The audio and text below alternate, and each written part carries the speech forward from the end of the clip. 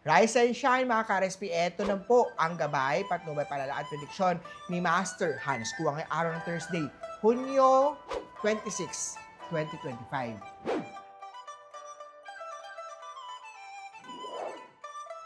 Para sa mga pinanganak ng Year of the Rat, may isang taong matagal nang may gusto ang maaaring magpakita ng interes sa'yo.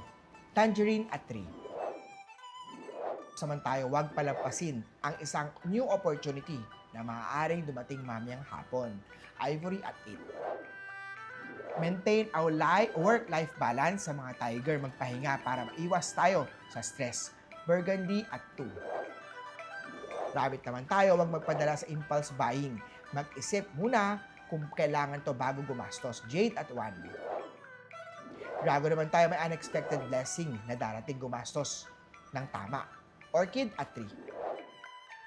Sa snake naman tayo, mag-focus sa isang healthy routine upang umiwas sa sakit. Charcoal at 1. Kay horse naman tayo, be true to yourself. Ito ay magdadala ng tunay na pagmamahal. 2 at plum. Kay goat naman tayo, huwag pabayaan ang iyong katawan. Always exercise, kahit simple exercise lang.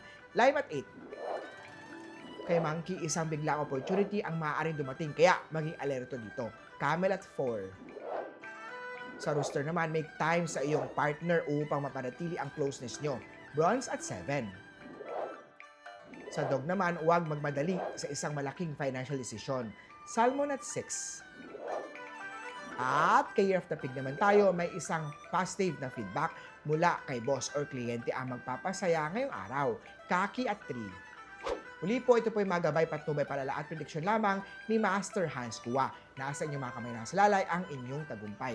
Kaya always be positive at i-claim ang mga swerte mga ka-RSP.